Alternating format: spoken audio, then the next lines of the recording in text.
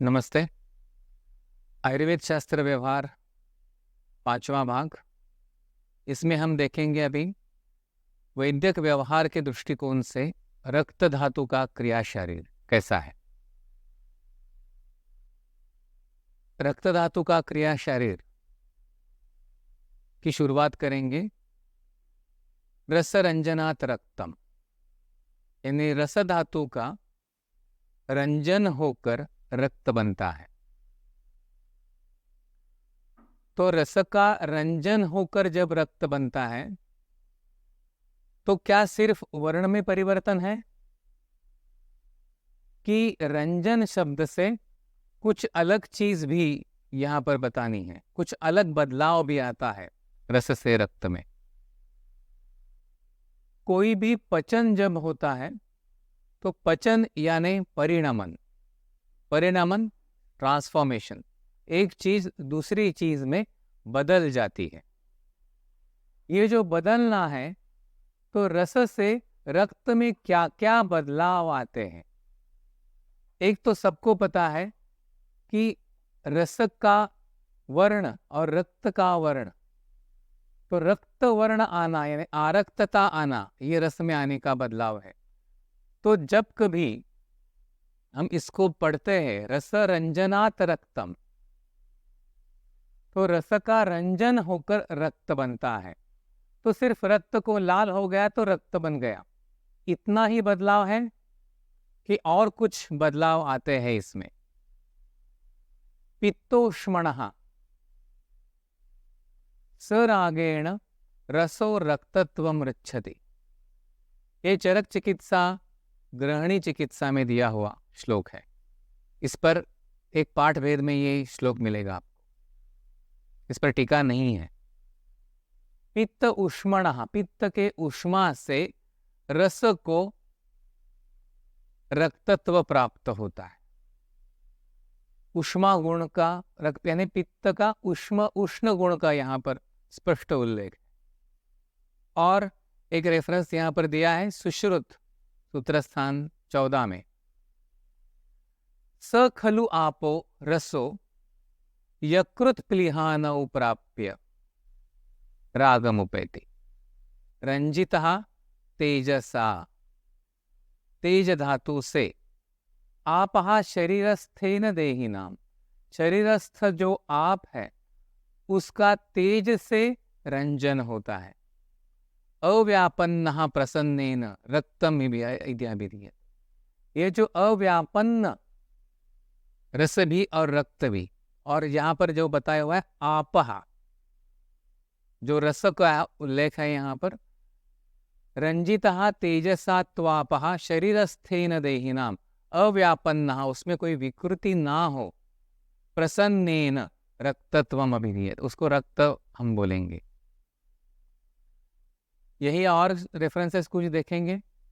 रसस्तु हृदयम याति समान मारुत ईरितः, रंजितः पाचितः, उष्ण गुण का परिणमन का स्पष्ट उल्लेख है। पित्तेन आयाति रक्तता, जो ये शारंगधर का रेफरेंस है, जो पचा हुआ रस है वो हृदयम याति। जो हमने अभी पहले वाला में रेफरेंस देखा यकृत प्लिहान प्राप्य, यहां पर रस जो हृदयस्थ आएगा सब जगह जाएगा, यकृत प्लीहा का भी यहां पर रोल है। ये सब चीजें एक एक हम रेफरेंसेस देखेंगे, बाद में इसका अनुमान निकालेंगे।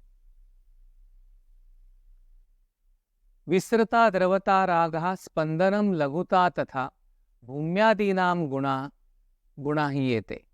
भूम्यादीना, ये 5 महाभूतों के एक एक प्रतिनिधिक स्वरूप में रक्त में जो गुण है उसका वर्णन है। विसृता पृथ्वी का है, द्रवता आप का है, राग जो है ये यहाँ पर तेज महाभूत का प्रतीक है। स्पंदनम लघुता, ये वात का है, ये आकाश का है।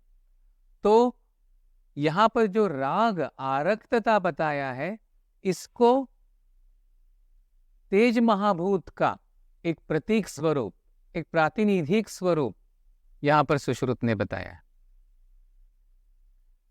और एक चीज जरूर समझनी चाहिए। अनुष्ण शीतम मधुरम स्निग्धम रक्तम च वर्णतः शोणितम, इसके गुण कैसे हैं? गुरु अविश्रंसी अविदाही चास्य पित्तवत, यानी पित्तवत है, लेकिन अनुष्ण शीतम ऐसा बोला है उसको। यानी क्या समझ में आता है ये सब चीजें देखकर? तो और एक रेफरेंस देख लेते हैं। तत्र अंबु शारीरम आहार सारभूतम रसाख्यम, ये अष्टांग संग्रह का दिया हुआ विस्तार से दिया हुआ वर्णन। अविकृतम, अविकृत स्वरूप से जो आहार से सार स्वरूप बाहर निकला हुआ रस है। तेजसा रंजितम, तेज से, तेज धातु से उसका पाक होगा, परिणमन होगा, पचन होगा। और वो कैसे बनेगा? उसके दृष्टांत कुछ दिए हैं।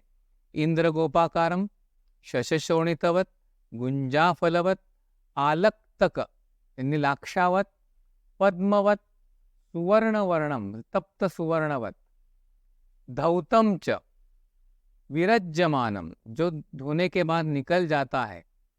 मधुरम ईशत लवणम स्निग्धम अशीतोष्णम पित्त एक चकोपशमनम, पित्त की तरह ही उसका उपशम जो होने वाला है, पित्त की तरह ही उसका उपशम होता है। सौम्याग्नेय प्रकृत्या, देखिए रक्त की प्रकृति यहाँ पर बताई है। रक्त की प्रकृति कैसी है? सौम्य भी है और अग्नेय भी है। तेज और जल दोनों का एक मिश्रण स्वरूप ये धातु है। और रक्त ही एकमेव ऐसा धातु है जो उष्ण गुण का प्रतिबिंब है। अन्यथा रस, मांस, मेद, अस्थि, मज्जा, शुक्र सब सौम्य स्वरूप के हैं।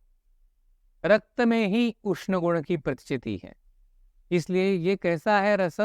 तो सौम्याग्नेयम प्रकृत्या उभयात्मकम। और कुछ लोग ऐसा उसको बोलते हैं कि दोषम इति केचित, और कुछ लोग बोलते हैं नहीं, दोनों भी है, दोष भी है, दुष्य भी है। ये एक ही है, मत है, केचित केचित करके बताया अन्य।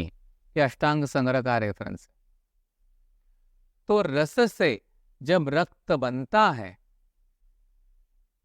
तो ये बनने में ये जो बदलाव उसमें आएगा, तो उसमें सबसे जो महत्वपूर्ण बदल है हमें समझना, वो जो शीत स्वरूप अंबु शरीर ऐसा वाला जो रस है, वो पित्त के स्वरूप वाला यानी थोड़ा सा औष्ण्य रखने वाला ऐसा धातु बनेगा।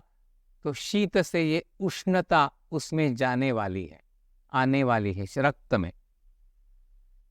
तो रस से रंजन जब होकर रक्त बनता है तो परिणमन में उसमें औष्ण्य भी आने वाला है। ये समझने की बहुत महत्वपूर्ण बात है। आगे रक्त की क्या स्थिति है शरीर में? देहस्य रुधिरम मूलम रुधिरेणैव धार्यते, देह जो देह का मूल, देह का जो मूल है वो रुधिर है, और रुधिर से ही देह की स्थिति रहती है। तस्माद् यत्नेन संरक्ष, ये रक्तवात अर्थवात स्वरूप से ये बताया हुआ है कि सब महत्वपूर्ण जैसा रक्त है उसके बाकी भी चीजें महत्वपूर्ण है, ये अर्थवाद के तौर पर बताया हुआ श्लोक है। उसी तरह से यह और एक महत्वपूर्ण श्लोक है, तेषाम क्षय वृद्धि, तेषाम शरीर धारणात धातवः, धातवानाम धातुओं के क्षय वृद्धि का निमित्त शोणित है। तो शोणित की रक्षा अच्छी तरह से करनी चाहिए। तो पहली बात हमने समझी कि रस से रंजन होकर जब रक्त बनता है तो रस से जो शीत धातु है उससे उष्ण गुण के साथ बनने वाला रक्त धातु। अब रक्त धातु के कर्म देखेंगे। तद विशुद्धम ही रुधिरम बलवर्ण सुखायुषा युनक्ति प्राणिनाम प्राणः शोणितम ही अनुवर्तते। युनक्ति प्राणिनाम प्राणः यानी प्राण के साथ प्राणी को जोड़ने वाला ये रक्त धातु है। ये बहुत इंपॉर्टेंट रेफरेंस है। कैसा? विशुद्ध रक्त। रक्त जब शुद्ध रहता है तभी ये कर पाएगा। क्या कर पाएगा? बल, वर्ण और सुखायुष, सब चीजें शुद्ध रक्त से मिलेंगी। इस रेफरेंस पर हम फिर से आएंगे, युनक्तम प्राणी नाम प्राण। और एक कर्म धातु का, रक्त धातु का जो बताया है, रक्तम वर्ण प्रसादम मांस पुष्टिम जीवयति, जीवन देने वाला, प्राण से साथ जोड़ने वाला, ये जीवन कर्म है रक्त धातु का। वर्ण प्रसादन करने वाला अगले धातु की, और मांस की यानी अगले धातु की यानी मांस की पुष्टि करने वाला। और रक्त धातु के कर्म, धातु नाम पूर्णम वर्णम स्पर्श ज्ञानम असंशयम। बहुत इंपॉर्टेंट श्लोक है, बहुत इंपॉर्टेंट कर्म है स्पेसिफिकली प्रैक्टिस में। स्पर्श ज्ञानम असंशयम यानी निश्चित रूप से स्पर्श का ज्ञान होना जरूरी है, तो रक्त धातु की विशुद्धता जरूरी है। जब कहीं पर किसी भी तरह स्पर्श ज्ञान में संशय है, सुप्ति है, तो वहां पर रक्त धातु का विचार होना चाहिए। ऐसे बहुत सारे व्याधि है कि जिसमें एलोपैथी का डायग्नोसिस न्यूरोटिक यानी नर्व डिसऑर्डर के रूप में आते हैं, लेकिन उसकी चिकित्सा आयुर्वेद के शरीर के साथ अभ्यास करने पर रक्त धातु के मालूम पड़ते हैं, और रक्त धातु की चिकित्सा करने से ये वो व्याधियां कम होती है। ये श्लोक उसका रेफरेंस है। धातु नाम पूर्णम वर्णम स्पर्श ज्ञानम असंशयम। वैसे ही दश प्राणायतन, प्राणाः येषु प्रतिष्ठितः, उसमें रक्त है। एक प्राणायतनों में से एक चरक ने जो बताया वो रक्त है। और रक्त का कर्म एक देखेंगे, देह अग्नि हेतु कहा। देह जो है वो अग्नि हेतु से रहता है, अग्नि के कारण देह की स्थिति है। शांते अग्नौ म्रियते, शांत अग्नि हो गया तो मर जाते हैं। ये अग्नि के बारे में दिया हुआ। अब देखिए, यही जो मैंने रेफरेंस आपको बोला, युनक्ति प्राणिनाम प्राणः, उसी तरह से बोला जीव यति। तो जीवन जो कर्म है, ये अग्नि और रक्त दोनों बहुत पास में, दोनों का कर्म जीवन जीवन इस तरह से आ रहे हैं। तो अग्नि और रक्त, रक्त जो है वो संगठन में भी उसके अग्नि है, ये तेज धातु का प्रतिनिधित्व करता है। तो जहां जहां पर रक्त जाएगा वहां पर ये अग्नि का जीवन कर्म लेकर जाएगा। जहां पर रक्त जाना बंद हो जाएगा वहां पर मृत्यु होगी। रक्त जो है वो अग्नि का प्रतीकात्मक है, जो अलग अलग तरह से शाखा में प्रवेशित होकर जीवन कर्म करता है। ये है रक्त का जीवन कर्म। तो ये साक्षात अग्नि है रक्त में स्थित, जो सभी जगह जाकर जीवन कर्म करता है। क्या हम ऐसा समझ सकते हैं? इसको विचार कीजिएगा। यही संकल्पना पर आधारित 3 वसंत कल्प जो है, लघु मालिनी वसंत, मधुमालिनी वसंत और सुवर्ण मालिनी वसंत, ये वसंत कल्प जो है ये इसी तरह से विचार पूर्वक बनाए गए हैं। कलखाप्री या खरपर या इंगुल जो है ये रस पारद रंजनार्थम उपयुक्त रहते हैं, और ये दोनों जो है वो अग्नि है।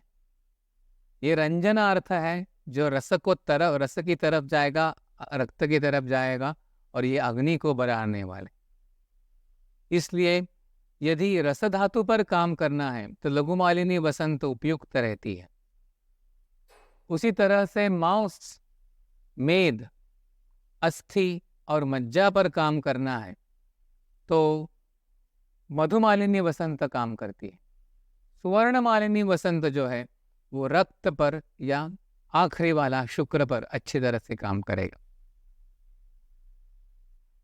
तो इस पर, ये किस पर निर्भर है, फिर से मैं बताता हूं। रक्त का जो कर्म है जीवन, वो अग्नि के परिप्रेक्ष्य रखकर सोचिए, अच्छी तरह से समझ में आएगा। उसी तरह से हम अभी आगे देखेंगे, शुद्ध आयुर्वेद व्यवहार में रक्त धातु का संगठन एवं रक्तसारता। और हमारा जो प्रभाव है आगे, आयुर्वेद शास्त्र का व्यवहार, इसके छठे भाग में हम इसके बारे में वीडियो देखेंगे। नमस्ते।